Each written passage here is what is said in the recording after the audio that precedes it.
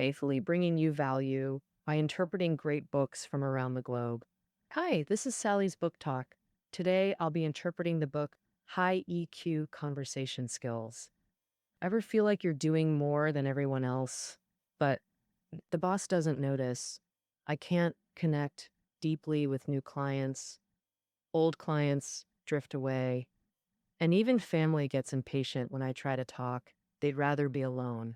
Truth is, it all boils down to not knowing how to have a good conversation.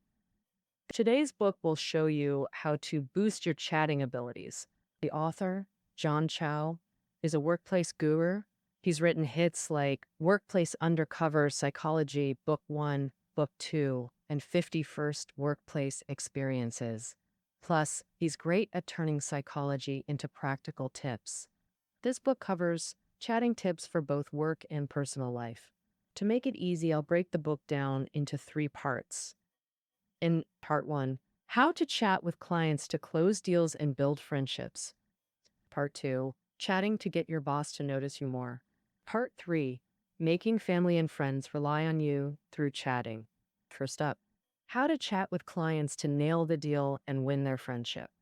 If you're in the workforce, whatever your role, you got to communicate, and chatting with clients is key to your success. Now, I'll break down client chatting into 3 phases.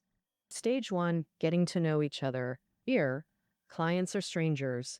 A good first impression makes future teamwork way smoother. So don't slack on that first meetup. The author says, first step, make a killer impression. Okay, how do you pull that off?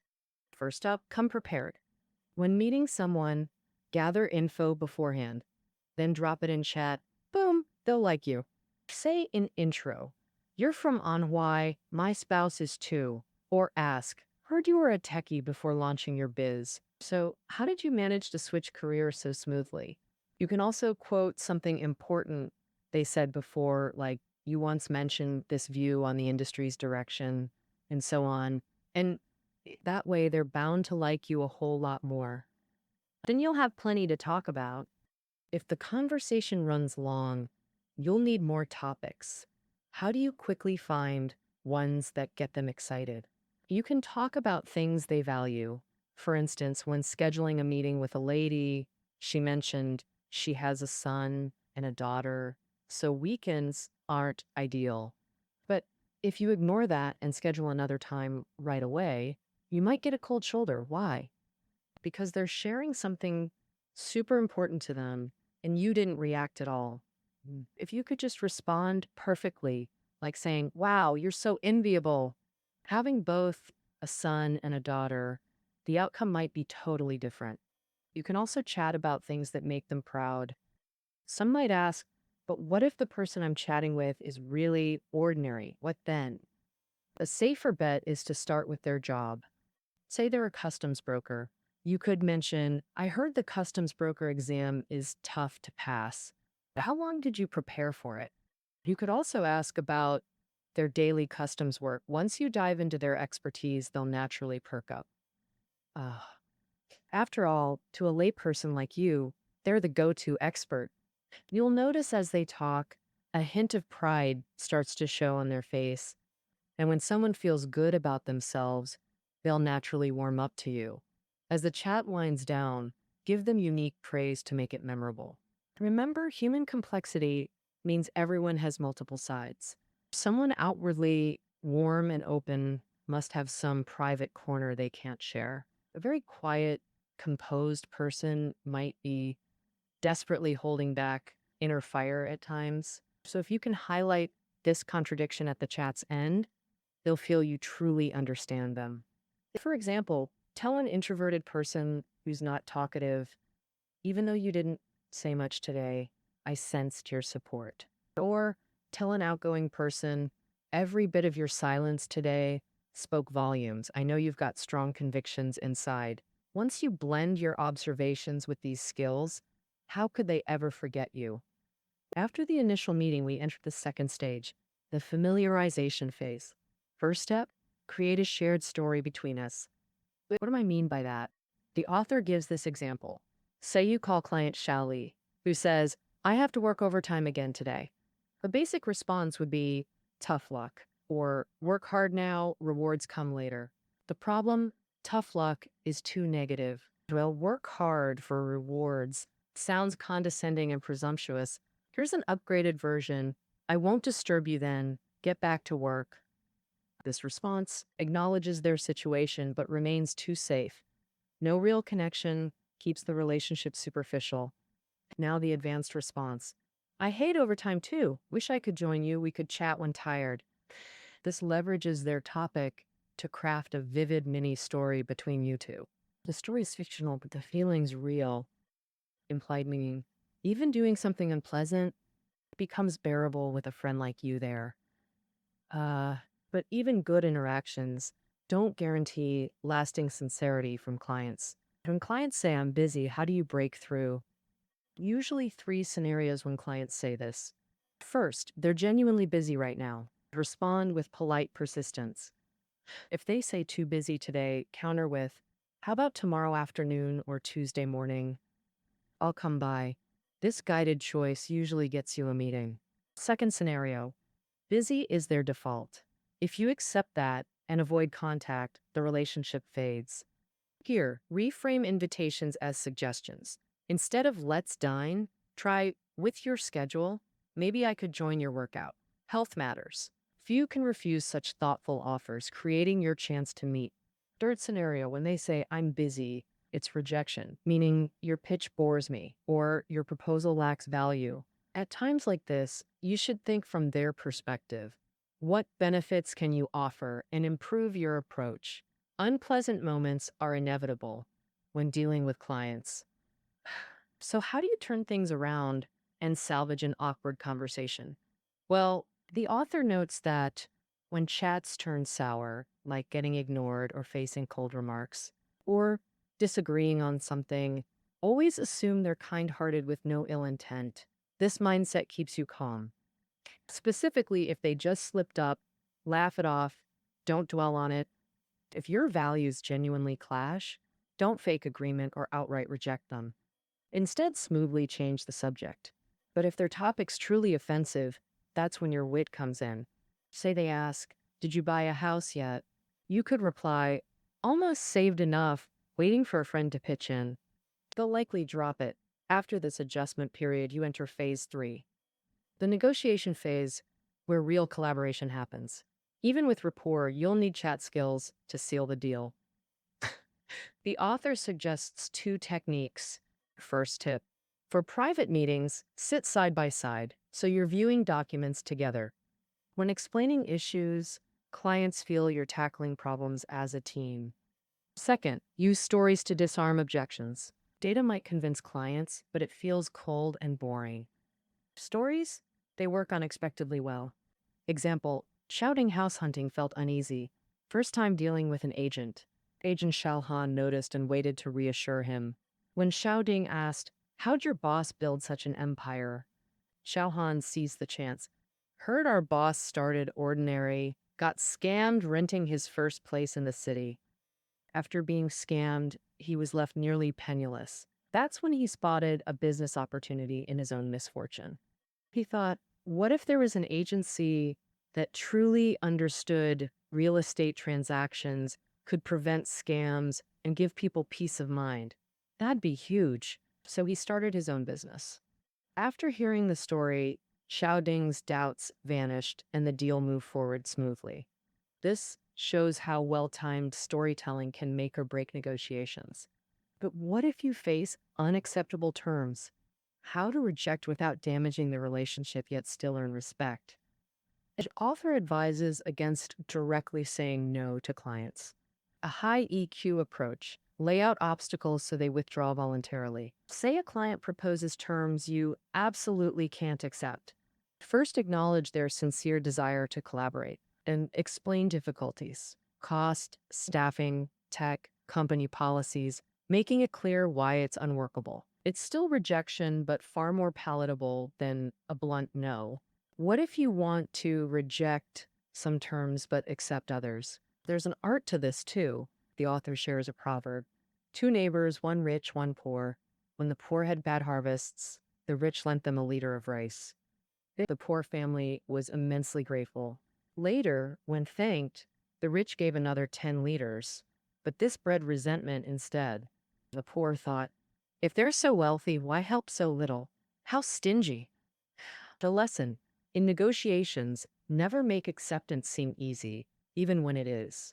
Only by showing effort and conceding gradually will clients forget your refusals and appreciate your agreements.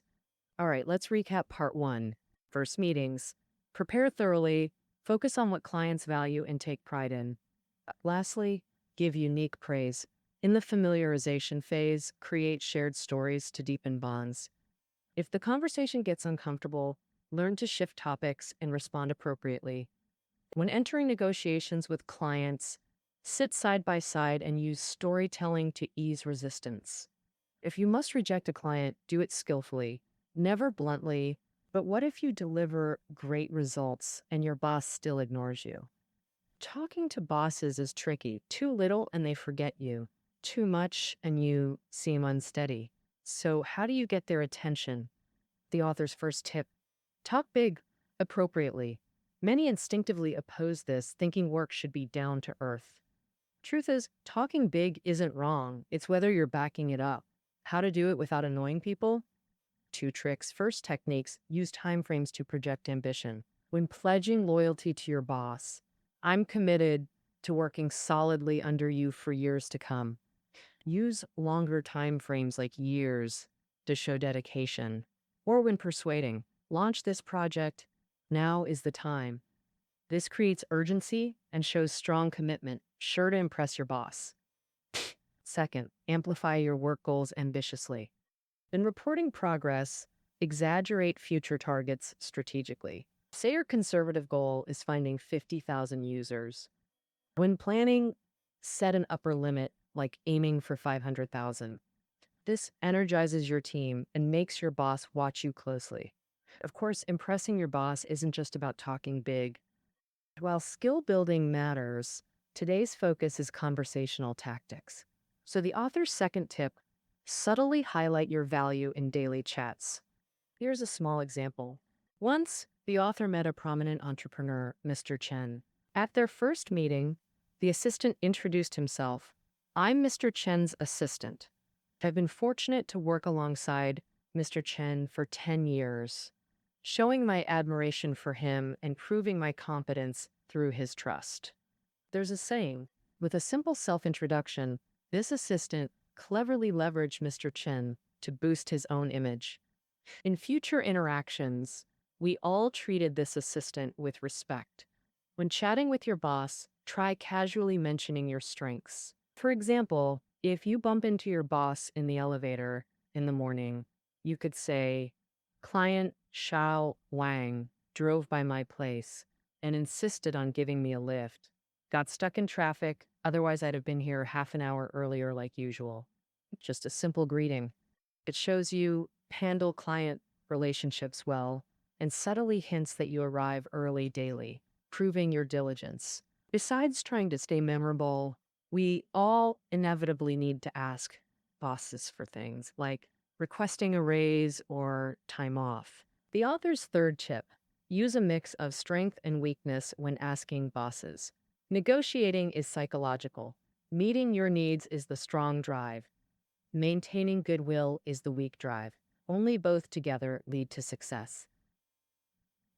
Take how to ask for a raise, something many care about. In reality, however you ask for a raise, it's a strong, direct demand for personal gain. This makes the other person uncomfortable, so the author advises, appear weak but be strong. How to understand this? For instance, start by briefly reporting your work to your boss, showing your dedication to the company, then bring up the raise request. Reporting work is showing weakness, expressing loyalty. Asking for a raise is the strong drive. But if you show weakness first, then strength, your boss is more likely to accept it. In phrasing, when asking for a raise, it's better to say, "I hope you can help me advocate for it," rather than, "I hope to get a raise." The former aligns you and your boss as allies, with you as the weaker party needing help, which evokes kindness. The latter is a nakedly strong demand that easily causes resistance. Also, when stating your expected salary, give a range instead of a specific number. This gentle approach also serves the purpose of negotiating a raise. It's one way to add flexibility to a strong demand. As for taking leave, since motives and timing vary, you need to adjust your approach based on the situation. For example, if requesting leave for industry training, first show humility. Express desire to learn like your boss, then make the request. If it's just vacation, first reassure your boss with solid work arrangements before asking. All right, let's summarize our discussion on talking to bosses. The author offers 3 key tips. First, strategically exaggerate. Second, subtly highlight your value in daily chats. Third, when making requests, balance strength and vulnerability. Master these, and your boss will notice you. But some find they connect well with clients and bosses, yet struggle to control emotions with close family. So, how should we chat with family and friends? The author provides practical methods too, starting with skillful listening. Listening. She shares 2 techniques. First, prepare to listen properly. Put down your phone, maintain eye contact, and physically move closer. Think how many family fights start with you half listening while scrolling. Second, pay attention to transition words. If your girlfriend says, "You're so caring, but you've seemed busy lately," recognize she's not praising your relationship, but complaining you've been distant. The advanced method is high-level comforting. When family or friends are upset, do you walk away or offer comfort? Most choose comfort, but wrong words can do more harm than walking away. Common comforting mistakes. First, prying aggressively when they're vulnerable, worsening their pain. Second, playing misery poker. Your boss yelled, mine screamed louder. Fought with your husband? I fight mine daily. Comparing miseries. At best, it gets a resigned smile but solves nothing. High-level comforting? First, validate their feelings. I understand why this upsets you, making them feel truly seen. Second, focus on facts. Don't make it about yourself or judge others. If your friend complains about her husband, don't join the bashing or compare miseries. It worsens things. Instead, redirect focus to the issue itself, like why your own husband upset you today, then offer solutions. Since her husband upset her, how should she communicate to avoid repeats? Your solution might not work perfectly, but your genuine concern will warm their heart. The ultimate method: replace denial with discussion. Disagreements with loved ones are inevitable. Like them saying all health supplements are scams and you snapping, you don't understand them. Absolute denials breed conflict. But replace denial with discussion, and things improve dramatically. And try. Not all supplements are scams. For some with health issues, they might boost immunity. This discussion approach persuades far better. The clever advanced trick: bring in a third party to break deadlocks. Ever notice how you struggle to convince family, but a stranger's few words work instantly? Like warning your mom about a scam prize message. She scoffs at you, but believes an elderly neighbor instantly. Why does this happen? When tangled in interests, emotions, or power dynamics, people assume ulterior motives. But an unrelated third party seems impartial, so their advice gets accepted easily. So, if you want to persuade family, friends, or colleagues about something, skillfully using a third party avoids arguments and gives you control. Occasional extreme situations, like emotional outbursts, are inevitable with loved ones. That's why we need anger management techniques. When someone's furious, no logic reaches them, even if you're right. Yelling "calm down" or "stop being angry" at someone screaming, those words are utterly useless. Like sitting still while a tiger charges and pleading, "Don't come closer." What then? The author suggests creating buffers before confronting the issue directly. Hand the angry person water. Hot day, cool down with this. When they take it, their rage instantly halves. Similarly, offer tissues to wipe sweat or pull up a chair for them. These small acts create breathing room. Your first words post rage are crucial. Say, "This must be serious to upset someone like you." Though 99% of triggers are trivial, this affirms a good person like you wouldn't rage without cause. Positive suggestions make them subconsciously play the good person role. When addressing the core issue, mere agreement or contradiction ruins progress. Instead, take notes or record, forcing them into logical mode to recall details. Once problem solving begins, congratulations, you've diffused the anger. If they ask, "Did my yelling upset you?" "I felt disarming. I'm not patient, just patient with you." Master this, and you can resolve anything through conversation. In short, with family and friends, we got to learn not just to listen and comfort skillfully, but also replace denial with discussion during disagreements and bring in third parties when needed to solve conflicts. If loved ones lose it emotionally, pick up some anger management tricks. These aren't tough, and with heart, you'll master them fast and become the most popular among them. Actually, no chat method stands alone. For instance, some client chatting techniques can totally work on friends too. And some family chatting skills can apply to clients as well. We grouped things this way just to help you focus better on mastering chat skills. Um, Lastly, hope you'll blend it all and become a high EQ chat pro. That wraps up our take on high EQ conversation skills. Reading notes are below the audio. Next great book awaits you.